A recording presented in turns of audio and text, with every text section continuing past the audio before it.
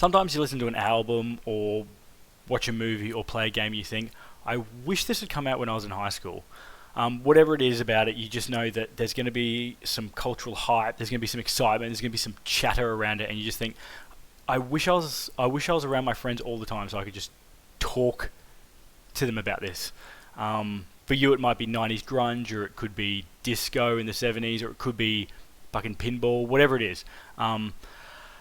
Talk to Me did that for me. I just know that there's going to be some occult party shenanigans that are being had because of this movie. This is this generation's like Blair Witch and The Ring. And like those movies, it takes something that we've seen a million times, possession, and it does it in such a fresh and fun and unique way that it just catches fire. It's like Candy Crush or Uber. It's one of those ideas. It's so simple, but it's so effective and good. You're like fucking mad you didn't think of it. Like, this movie is that. Talk to Me follows a group of Aussie teens who somehow get possession of the embalmed hand of like a psychic, I believe. And by holding the hand and speaking the phrase "Talk to me," that's why it's called that. You basically summon a soul across the table from you. If you're feeling real froggy, you can even let the spirit take possession of your body, but not for more than 90 seconds. If you go past 90 seconds, it's really hard to sever the connection, and you might get spirits lurking around. And I know what you're thinking, why the fuck would anyone do that? Jake, you had me at the spirit channeling bit, but there's no way in hell someone's going to let something else take control of their body. They will if it's fun. Have you met my friends, alcohol and drugs? Same shit. As the group gets more enthralled with the hand, they realise that, surprise, surprise, nothing that fun comes for free. Tale as old as time, right? Here's the thing. This is one of the best horror films come out in the past 2 or 3 years. It lands so well. It sticks the landing. And the reason it does that is because the ritual to do the hand is so fun. Like in horror movies, when you see possession rituals, they're usually dark and sinister, and they take place in the fucking dark, in a pentagram, and you just think, why would anyone do this? Bro, the vibes are off. Definitely don't read from that ancient Latin textbook. But in this one, it's so fun. Like, I was watching this and I was like, if this had happened in high school, I'm fucking grabbing that hand. It's so fun. I'm grabbing that hand. There's no way I'm not grabbing that hand. If you don't think you would, let me sell it to you. Picture this. It's Saturday night. You and your homies are sitting around one of those DM-inducing glass tables. You know the one. You've probably got dumb as fuck shutter shades on. You're about 3 cans of Pulse deep, and you're all just passing around a possessed hand, laughing and bantering. Fly Like a G6 is probably fucking blaring in the background. That's fun.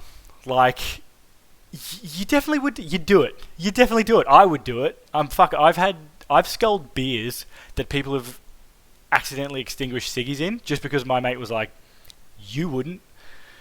I mean, that being said, maybe I'm more susceptible than peer pressure.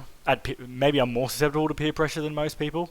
Unless, of course, you think I'm not susceptible to peer pressure, then I'm not susceptible to peer pressure. But, yeah, they're just fucking... The party montages in this, they make it look so fun. I would definitely do this. Maybe you wouldn't, but fuck, it got me. I could do a whole review just on the acting of this film. Hell, I could do a whole review just on the facial expressions that Sophie Wilde, who plays Mia in this film, the main character, uses. Like, she plays grieving kid looking for an escape better than just about anyone I can think of in previous years. Honestly, every single performance of this film is unreal. Usually when you watch teens in a horror film, there's like, you can't avoid it. Like, there's going to be 1 or 2 scenes that are like cringy. There's going to be some cringe acting. Usually it's from a younger member of the cast. Nope, not in this one. There is zero cringe acting in this film. In fact, the youngest cast member, Joe Bird, who plays the younger brother Riley, he's fucking best on for me. He's best on for sure. This movie came about because apparently the directors, the Philippou brothers, saw footage of one of their teenage family friends having a bad drug experience at a party. And in that footage, what really struck them is that no one was helping this kid. Everyone was taking out their phones, recording and laughing. And that scene is in this. You can tell that that's what's inspired this movie. It's a bit of a teen drama. Like, all the intergroup relationships in this movie are really believable. The characters Joss and Haley, who are like in charge of the hand, they have this slightly pissed off, slightly enabling, bantering vibe, but they're fucking cool. Fuck, they're cool. I was watching this thinking, I hope I would have been cool enough to hang out with them. I'm a 30-year-old man who paid to see this film. Like, two fake teens had me hoping I was cool enough to hang out with them. This movie it's so perfectly done, it just transports you back to high school. It's probably to do with Zoe Terakis and Chris Alosio's acting, but fuck, it just nails it. It nails the vibe, the Aussie teenage party vibe. You know the acting's good. I've gotten through like most of this review without mentioning Eowyn's in this. Yes, Slayer of Witch Kings, enemy of tasty stews. Miranda Otto plays the very burnt out but very lovable mum in this. She's a bit of comedic relief. She nails the role. She's fucking good in everything, but she's just exceptionally good in this. I know I've talked a lot about like the teen drama in this. This is not drama with horror thrown in. Make no mistake. This is fucking horror. This is a straight up horror film. And it's an effective straight up horror film. Don't buy into the hype that this is this, all the shit that usually comes out when any good horror film comes out. Scariest film of all time, people fainting in the cinemas. It's not, don't buy into that hype. But it is a creepy, crawly film. They don't rely on jump scares, and in some of the scenes, and you'll know which ones I'm talking about if you watch it, I looked around the cinema and everyone was either staring at their laps or like wincing, watching the film through their fingers. That's the price of admission. That's the shared horror experience that I fucking love from horror films. It nails that. The sound design in this movie is perfect. There's lots of A24 style plinking strings and discordant, the blink, blink, blink, blink. That shit. It's all over this. It also uses the best. It's got the best cinematography, camera angle, perspective change work that I've seen since Jordan Peele's Get Out. Like, they flick the camera around in this so well, like you feel like you're right there for all the possession scenes. It's so on point. It's perfect. Get around this film. Like, if you're watching this, you've probably already heard the story of how this film got made, but if you don't know, it's made by the Raka Raka boys, Danny and Michael Philippou. They're two twin brothers from Adelaide. They've been making over-the-top, like, horror, action, comedy, visual effects shorts. Lots of killer clown stuff for, like, a fucking decade. If that doesn't appeal to you, if their YouTube clips don't appeal to you, don't worry. This movie has a completely different vibe to any of their YouTube stuff. They wrote it and directed this as their feature film debut, and they premiered it at Sundance, and A24 basically went, here's money, we need this film. I agree, it's made them a lot of money since then, so fucking perfectly played, A24. If you'd told me that a director with 20 years experience had made this film, I would have believed you. Like, it is perfectly executed. It's spooky, it's a perfectly executed spooky horror film.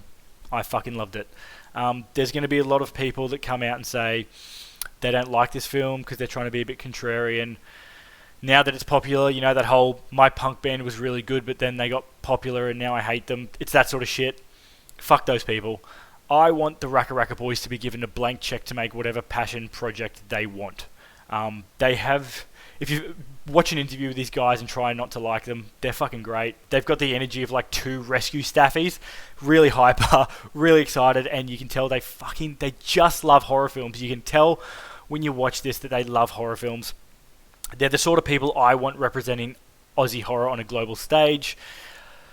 God, go see this film. I recommend watching this if you like possession horror, if you want to support Aussie filmmaking, if you don't think there's been any good horror made since Hereditary, have a look at this one. This might be up your alley. If you had a horror awakening in high school, watching The Blair Witch, Paranormal Activity, The Ring, The Grudge, that sort of thing, this is this generation's that. Who wouldn't watch this? I wouldn't watch this film if you don't like themes of suicide and grief. That's pretty much the running theme in this film. If you want an action-packed splatterfest, this isn't that. It's like a creepy, crawly, disturbing film. If you hate Australia as a country and don't think it exists, don't watch this film. This film's super fucking Aussie. It's so Aussie. I love it. Apparently the whole thing was shot in Adelaide. That's awesome. It's super Aussie. It'll appeal to you if you like Australia. This is it. Once again, please support this movie. If it's in the cinemas near you, go see it, or rent it, or whatever you need to do. Just see this film. It's really good. It's really good. I know they'll probably do like a sequel or a prequel or some other thing because of the success of this, but God, if this is their feature film debut, I am so excited to see what they do with more original IP. I want the Philippou brothers on the world stage taking huge horror swings for many years to come. This film fucking rules. This film's so good. This film fucking rules. Go see it. Tell me what you think. Let me know if you liked it, because it's fucking good. It's the perfect Halloween season film for this year. This is my pick. If you can only see one horror film this year, so far, this is my pick. Peace!